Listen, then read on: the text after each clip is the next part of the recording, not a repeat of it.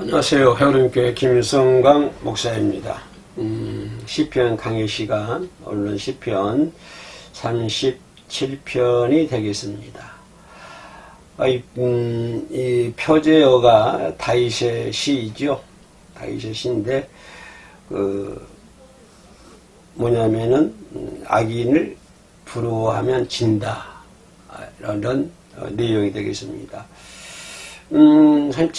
37편은 참 많은 분들이 좋아하는 그런 시, 물론 다 좋아하겠습니다만, 특별히 그 중에서도 37편, 1절에 악을 향하는 자들 때문에 불평하지 말며, 불의를 향하는 자들을 시기하지 말지어다. 왜요? 그들은 풀과 같이 속히 배임을 당할 것이며, 푸른 제사와 같이 세잔할 것이로다. 그러므로 3절이 뭘까요? 여호와를 의뢰하고 선을 향하라. 땅에 머무는 동안 그의 성실을 먹을 거리로 삼을지어다. 4절에 또 여호와를 기뻐하라. 그가 내 마음의 소원을 내게 이루어 주시리로다. 5절 보면 또 다들 좋아하시는 말씀이죠. 내 길을 여호와께 맡기라. 그를 의지하면 그가 이루시리라. 주옥 같은 말씀이 있습니다. 그래서 시편 37편은 많은 분들이 좋아하는 시입니다. 예, 헤어림교회 시편 강의 시간. 어제까지만 해도 뭐 비가 전국적으로 막 붓듯이 왔는데, 오늘은 또 땡볕입니다. 제가 사는 곳이 인천인데요. 오늘 또 기온이 엄청 올라간 것 같습니다. 악을 행하는 사람 때문에 불평하지 말라. 악을 행하는 사람 때문에 불평하지 말라고 하는 다윗도 그런 경험을 했기 때문에, 그죠? 그런 경험을 했기 때문에,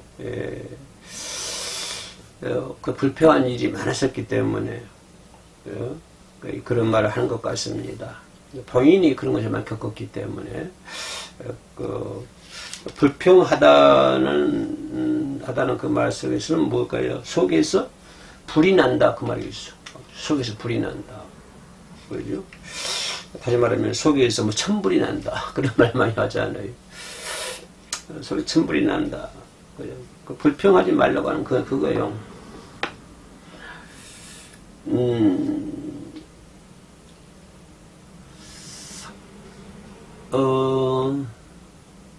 불평하지 말라고 하는 거예요. 그 뜻이 속에서 불난다. 속에서 천불 난다. 이런 거거든요. 화병, 천불내지 말아라. 천불내지 말아라. 화병 들지 말아라. 이런 말 되겠습니다. 또 1절 끝부분은 시기하지 말지라고. 시기는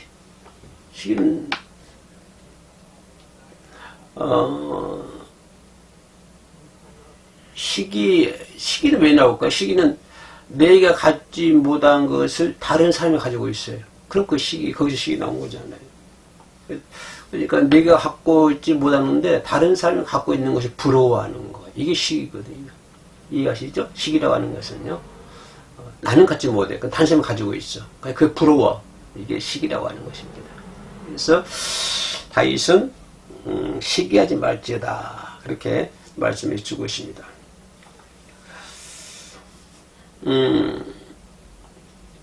또 이렇게 우리가 이렇게 생각해 볼 수 있는 것은, 불의를 향하는 사람을 시기한다. 뭘까요? 불의를 향하는 사람을 시기한다. 그 말은 불의를 향하는 사람이 그 불의를 행함의 결과 많은 것을 얻거든요. 불의한 것 때문에 불의로 인해서 어떤 결과물이 많아요. 얻는 게 많아요. 이 약한 사람들은. 그래서 그 결과를 부러워하는 거, 더 많이 저 사람이 나보다 더 많이 가지게 된 것을 부러워하는 거. 이게 시기잖아요, 시기. 그러니까 이런 것들을, 시기하지 말고 불평하지 말라. 왜냐하면, 2절 말씀에 그게 나와 있죠. 그죠? 왜냐하면, 전부 풀과 같다. 이 말이 풀과 같다. 그죠? 다 풀과 같다. 풀과 같이 속히 배임을 당할 것이며, 풀과 같다.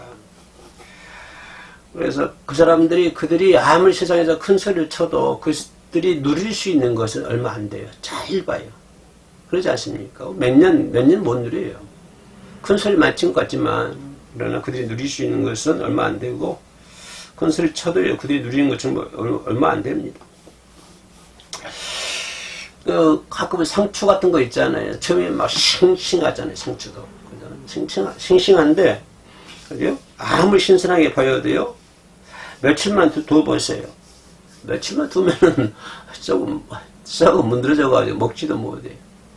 처음에는 아주 퍼렇고 풍선 같았지만 며칠만 지나봤어요. 썩어 문드러져가지고 먹지도 못해요. 버리게 되죠. 아깝더라고요. 버리게 되면. 그러니까 악인들의 모습도 그와 같다고 하는 것이.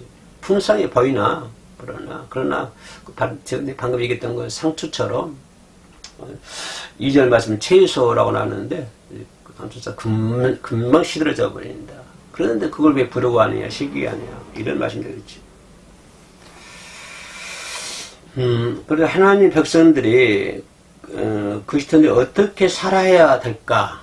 그렇다고 한다면 우리 크리스찬들이 어떻게 살아야 될까 하는 것이 이제 37편 3절, 4절, 5절 쭉 나오잖아요. 그죠? 7절까지 보죠. 뭐 계속 쭉 나오고 있지 않습니까? 3절에서는 뭐라고? 여호와를 의뢰하고, 그죠? 선을 행하라. 여호와를 의뢰하고 선을 행하라. 땅에 머무는 동안은 그의 성실을 먹어라. 땅에 머무는 동안 그의 성실을 먹을 거라. 네 개의 명령형 동사가 나오는 것을 볼 수가 있어요. 의뢰하라. 그죠? 그리고 행하라. 선을 행하라. 머물라. 땅에 머무는 동안 그의 성실을 먹을거리로 삼으라. 이렇게 명령어가 명령형 동사죠. 동사가 이렇게 네 개나 짧은 3절 한 절 속에서 나오는 것을 볼 수가 있습니다. 그래서 다윗은 먼저 그 하나님의 백성들에게 요구하는 게 뭐냐면은 여호와를 의뢰하라. 그 말을 여호와를 의뢰하라. 왜냐하면 여호와를 의뢰하지 않고 여호와를 신뢰하지 않으면 성도가 살 수가 없잖아요. 우리 여호와를 의지하고 여호와를 의뢰해야 되고 여호와를 신뢰해야만 성도 살아갈 수 있는 것이지 하나님을 신뢰하지 않고는 성도 제대로 살아갈 수 없는 것입니다. 다 그 공통된 고백이잖아요. 있는 자나 없는 자나 뭐 직분에 관계없이 전에 옛날 살던 사람이나 또 앞으로 미래 살던 사람, 지금 살던 사람들, 그죠? 우리가 하나님을 신뢰하지 않고는 살아갈 수 없다고 하는 것이 우리 공통된 고백 아닙니까? 그렇기 때문에 여호와를 의지하라. 그리고 또 다윗은 뭐래요? 선을 행하라. 우리가 선을 행하면 선을 행할수록 용기가 생겨요. 이 말이 뒤집으면 선을 행하지 않으면 용기가 안 생깁니다. 우리가 선을 행할수록 더 뭐가 생긴다고요? 더 용기가 생긴다고. 용기가 좋은 거예요. 왜냐하면 우리의 삶이 하나님 앞에 있기 때문에 그렇습니다. 그죠? 우리의 삶이, 내 삶이, 우리의 모든 삶이 하나님 앞에 있기 때문에, 그죠? 하나님 앞에 있기 때문에 우리는, 선을 행해야 되는 거예요. 18절 말씀 가면 제가 한번 읽어볼게요. 여호와께서 온전한 자의 나를 아시나니 그들의 기업은 영원하리로다. 영원하리로다. 그들의 기업은 영원하리로다. 그래서 하나님께서 바르게 사는 사람, 올바르게 사는 사람, 선을 행하며 사는 사람들, 다 하나님 알고 계시는 거예요. 그럼 우리는 하나님 앞에서 선을 행하는 거예요. 왜? 하나님 전부 다 알고 계시잖아요.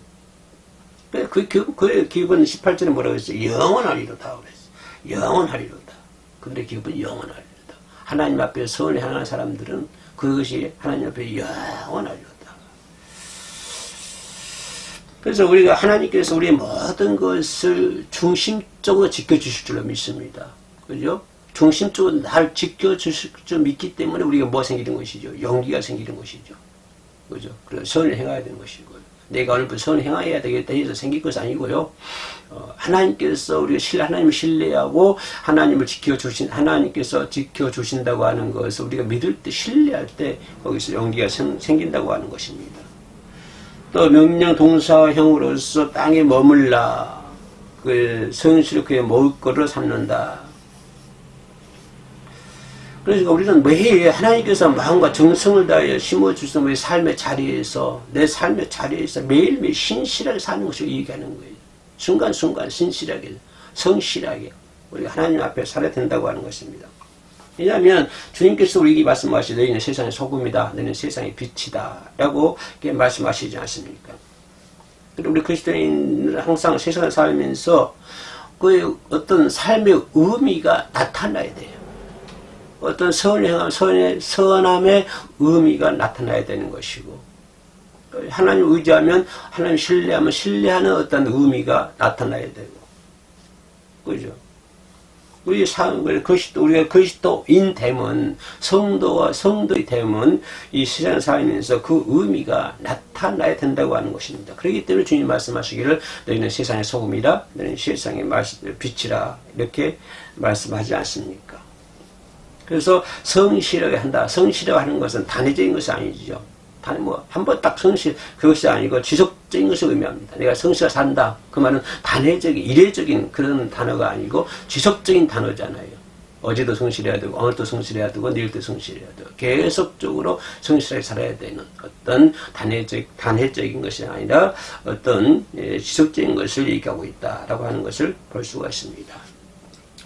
또 4절에 보면, 시편 37편 4절에 보면 또 여호와를 기뻐하라 그가 내 마음의 소원을 내게 이루어 주시리라.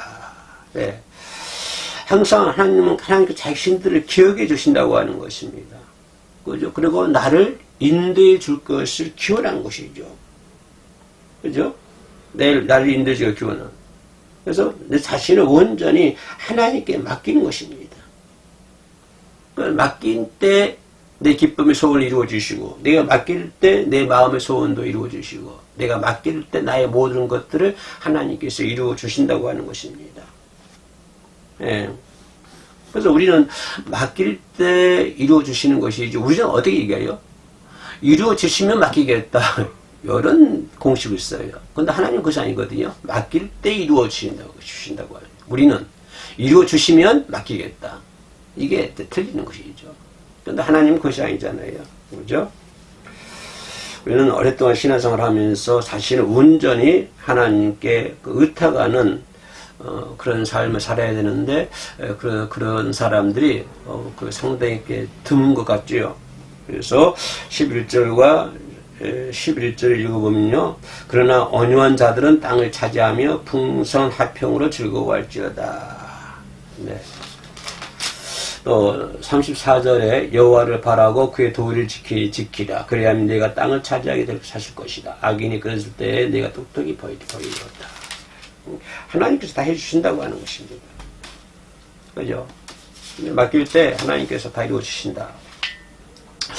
여기서 온유한 사람이 땅을 차지하고 여호와를 바라고 그 도를 지킨 사람이 땅을 차지한다.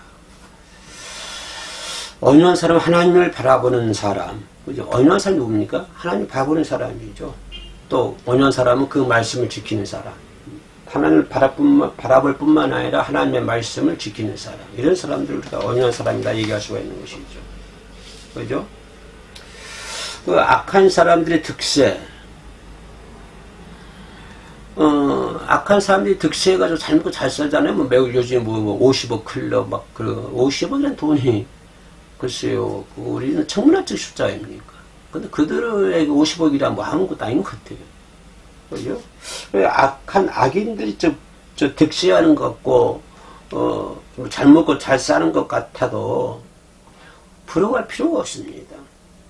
그 이유를, 37장, 몇 절입니까? 13절부터 17절까지 기록이 되어 있어요.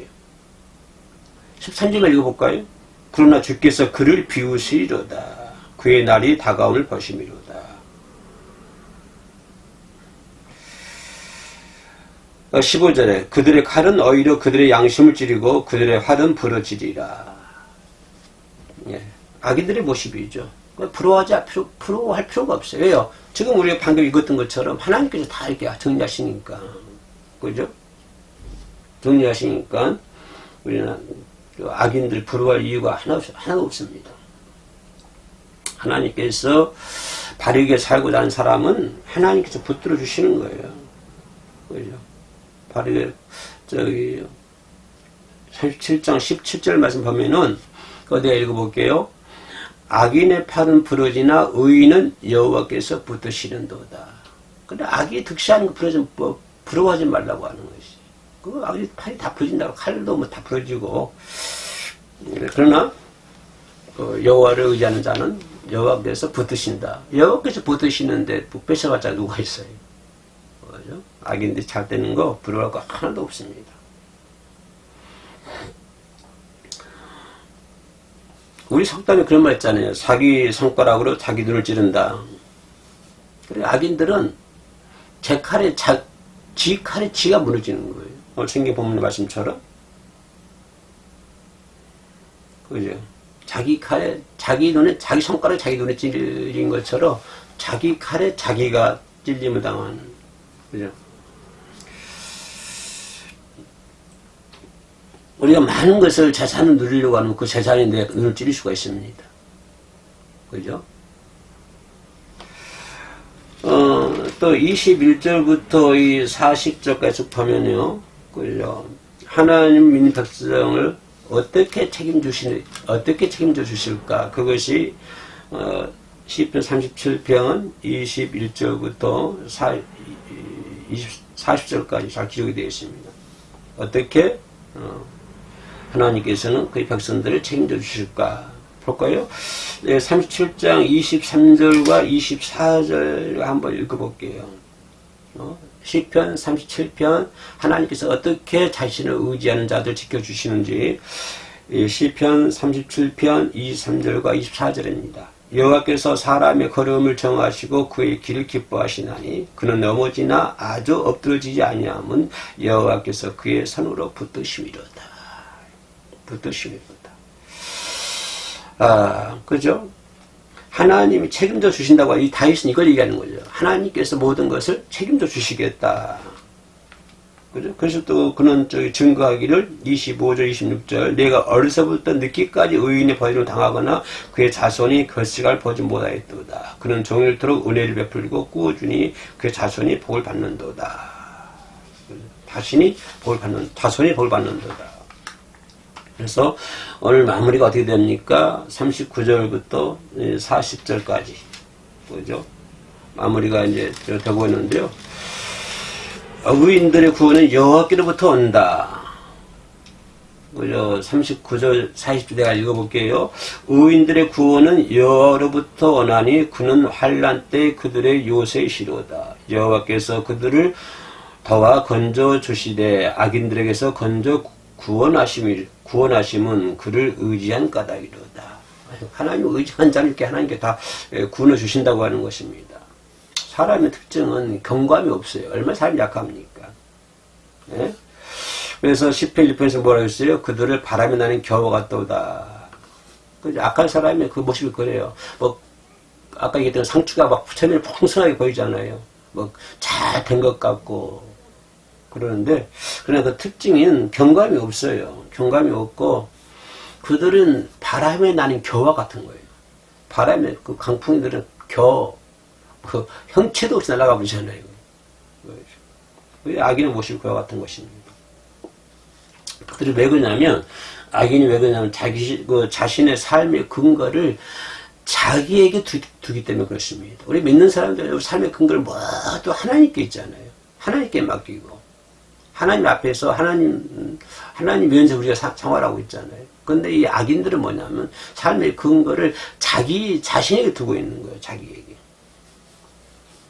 인간이 동물에 비하면 굉장히 뛰어난 거고 유한한 거고 불완전한 존재입니다. 많은 동물 중에서. 그러잖아요. 자신에게 인간은 불완전한 동물이라고 했죠. 그죠? 불완전한 존재. 그래, 불완전한 존재에다가 삶의 근거를 두니까 흔들리죠. 불안하죠. 그런데 우리 하나님은 불완전 존재 아니죠? 완전 100% 완전 절대성이에요. 절대적인 하나님이시잖아요. 우리는 삶의 기반을, 삶의 기준을 거기에 단단한 하나님께 두기 때문에, 그죠? 끄떡없지만, 그러나 이 악한 사람들은 삶의 기준을 불완전한 자기에게 두기 때문에 바람 나는 겨와 같이 흔들린다고 하는 것입니다. 그죠? 그래서 다윗은 하나님 백성들에게 자신 있게 하나님을 의뢰하라, 하나님을 기뻐하라 라고 37절에서 말씀하는 것을 볼 수가 있습니다. 우리 인생도 그래 합니다. 우리 소망을 탄탄한 주께 두고 악인들 부러울 것 없이요. 그죠? 우리 주님 앞에서 하나님을 의지하고 하나님을 신뢰하며 그렇게 살아가야 될 줄로 믿습니다. 감사합니다.